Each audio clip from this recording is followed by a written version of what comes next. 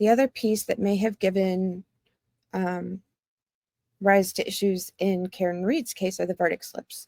So after both parties have rested their case, the judge gives instructions to the jury, which is referred to as charging the jury. In addition to an explanation of the legal elements to the charges, the burden of proof, the explanation of reasonable doubt, and a host of other formalities, the judge explains the mechanics of reporting the jury verdict.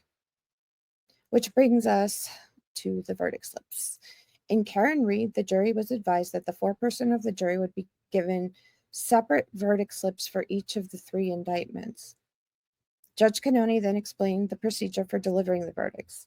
After the final vote of the jury, the foreperson should check the appropriate boxes as to each charge, then sign and date the verdict slips and notify the court officer that you have reached a unanimous verdict. You will then be brought back into the courtroom where the foreperson will deliver the verdicts up to the court. So I have a slide for you, and the quality is not fantastic because there's screenshots grabbed. But here are the 3 separate verdict slips for Karen Read's case. Although the court believed the jury understood the process and procedures as the judge intended, we later learned that may have not been the case.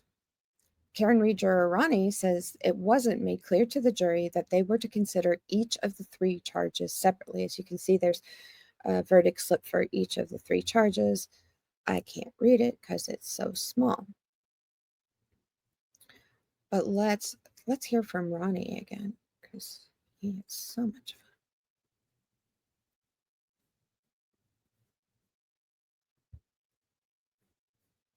That is where there was reasonable doubt in some minds. Unfortunately, we didn't get clarification early on that we could look at each charge individually and independently of each other. If we had done that, then I don't know where we would be or if we would be talking today. Do you think there was going to ever be resolution? I'm not sure Ronnie understood reasonable doubt. So we are preparing for Karen Read's retrial scheduled to begin on April 1st, 2025. And recently on February 11th, a month ago, an anonymous juror came forward and provided a statement to reporter Christina Rex regarding the confusing nature of the jury instructions and verdict slips in this case. My cat is trying to catch something that has flown in from outside. Let's look at that tweet.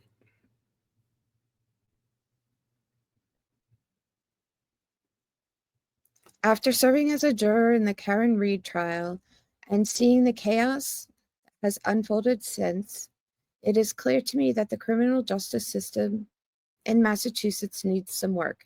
Despite being one of the most progressive states in the nation, so many aspects of our criminal process are antiquated, confusing, and need to be updated. The jury instructions are from 1880. It would not infringe on the role of the jury to require all trial judges to provide clear instructions that help jurors comprehend all aspects of the job they are tasked with. I can't read the bottom of that because there's something blocking my screen. There we go.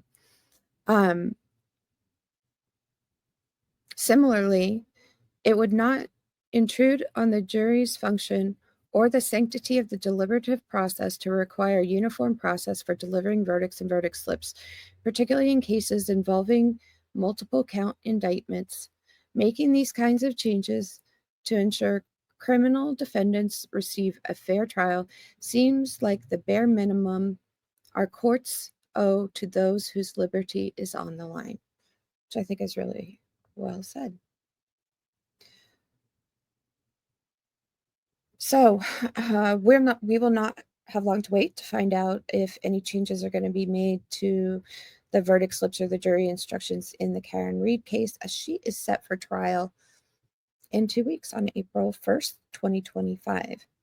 The moral certainty language, which has been a part of Massachusetts jury instruction since 1880, do you guys feel like it's time to change that?